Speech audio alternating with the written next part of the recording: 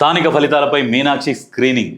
సర్పంచ్ ఫలితాలపై వరుసగా ఫిర్యాదులు. మంత్రులు, కీలక నేతలు సొంత గ్రామాల్లో నిర్లక్ష్యంపై ఎంక్వైరీ. అయితే సర్పంచ్ ఎలక్షన్లల్లా కొంతమంది నేను ఎమ్మెల్యే క్యాండిడేట్ని, నేను ఎమ్మెల్యేని అన్న కొంతమంది దగ్గర వాళ్ళ సొంత గ్రామాలల్లో సర్పంచ్ అభ్యర్థులు కొంతమంది ఓడిపోయారు. అయితే దాని మీద సమీక్ష, అంటే దాని మీద ఎంక్వైరీ చేస్తున్నారు మీనాక్షి గారు. ఎందుకు, ఏం చేసిరు, వీళ్ళ నిర్లక్ష్యం ఏంది, దాని మీద ఆరాధిస్తున్నారు. తీస్తే మరి నెక్స్ట్ భవిష్యత్తులో వాళ్ళకు టికెట్ వస్తుందా రాదా అనేది చూడాలి. ఇంకా ఇప్పుడు ఎన్ని రోజులు ఏందనేది చూడాలి. ఇంకొక విషయం ఏంటంటే, ఈ ఎవరెవరైతే నిర్లక్ష్యంగా వ్యవహరించిరో, ఈ ఎమ్మెల్యేలు కావచ్చు, ఎమ్మెల్యే క్యాండిడేట్లు కావచ్చు, వీళ్ళందరికీ నెక్స్ట్ టికెట్ రాకుండా చూడాలి. ఆ రకంగా చేస్తే జర కొంచెం భయము అనేది ఉంటుంది. కొంతమంది ఏకగ్రీవంగా సర్పంచ్ స్థానాలు కైవసం చేసుకోవాలని కొంతమంది ఎమ్మెల్యేలు, మంత్రులు వాళ్ళ జిల్లాలల్లో, వాళ్ళ నియోజకవర్గంలో ఎంత కష్టపడ్డారు. కొంతమంది ఏమో నిమ్మకు నీరెత్తినట్టు.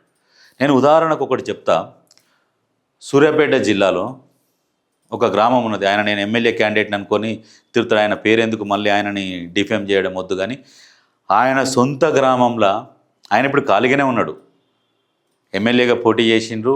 అటు కాంగ్రెస్ ఒరిజినల్ ఆయనను గెలవనీయలేదు. ఈయన పోటీ చేసి ఈయన ఓట్లు చీల్చి ఆయనను ఓడగొట్టిండి. ఈయన సంతోషంగా ఉన్నాడు. ఈయన నామినేటెడ్ పోస్ట్ తీసుకొని హాయిగా ఉన్నాడు. కానీ లాస్ట్కి ఏంటంటే ఈయన సొంత గ్రామంలో సర్పంచ్ని కూడా గెలిపించుకోలేకపోయాడు. మళ్ళీ ఈయనంటే నాకు ఎమ్మెల్యే టికెట్ కావాలని కొట్లాడి తిరిగిండు సూర్యాపేటలో. గది పరిస్థితి. మళ్ళీ ఇక గెలిచిన ఆయనని మళ్ళీ కాండవ కప్పి తీసుకొచ్చుకున్నాడు. ఎందుకంటే ఇజ్జత్ పోతుంది, ఇక ఎంతో అంత ఇచ్చి తీసుకొచ్చుకున్నాడు. అటువంటి పరిస్థితి క్రియేట్ కావద్దు. ఇటువంటివన్నీ మీనాక్షి గారి దృష్టికి తీసుకుపోవాలి. వాళ్ళ నిర్లక్ష్యం అది. వాస్తవంగా సూర్యాపేట మాత్రం 100% అది ఆయన నిర్లక్ష్యమే.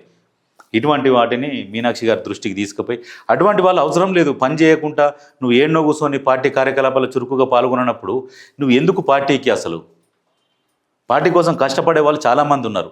వాళ్ళందరినీ పక్కకు తొక్కేసి నువ్వు ముందర ఉండి కనీసం ఒక సర్పంచ్ని కూడా గెలిపించుకోలేకపోయినప్పుడు ఎందుకు, నీకు అవసరమా? ఇంట్లో వండుకో, హాయిగా వ్యాపారాలు చేసుకో.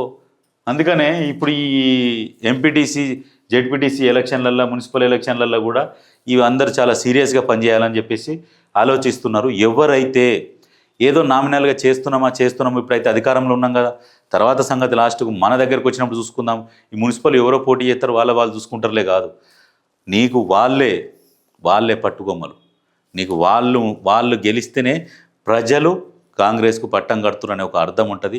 ఆ వాళ్ళే మళ్ళీ నెక్స్ట్ ఓట్లు వేసేది. ప్రజలకు పోయే సమాచారం ఏంటంటే కాంగ్రెస్ వైపు ప్రజలు ఉన్నారు అనేది పోవాలి. అంటే అన్నీ గెలవాలి. నీ ఒక్క ఎమ్మెల్యే స్థానం గెలిస్తే సరిపోదు. సర్పంచులను కూడా చూసుకోవాలి, జెడ్పీటీసీలను, ఎంపీటీసీలను, కార్పొరేటర్లను అందరినీ గెలిపించుకోవాలి. ప్రతి ఒక్కరిని. ఆ పేరు అనేది మొత్తం పార్టీకి వస్తుంది. పార్టీలో ఉన్నావు కాబట్టి, పార్టీతో లాభపడ్డావు, పార్టీతో బతుకుతున్నావు, పార్టీతో నీకు ఆ పేరు ఉన్నది కాబట్టి ఖచ్చితంగా నువ్వు పార్టీకి సేవకునిగా పనిచేయాలి. ఒక తల్లిలాగా, తండ్రిలాగా తల్లిదండ్రులకు ఎట్లా సేవ చేస్తామో పార్టీకి అట్లా సేవ చేయి. పార్టీ నీకు బువ్వ పెడుతుంది.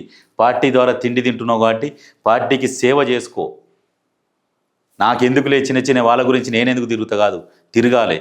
నీకు అన్నం పెట్టింది కాబట్టి నువ్వు ఇవాళ తింటున్నావు, బండ్లు వేసుకొని తిరుగుతున్నావు, మంచి 4 కార్లు వేసుకొని తిరుగుతున్నావు అంటే పార్టీ పెట్టిన భిక్ష కాబట్టి పార్టీ కోసం పనిచేయాలి.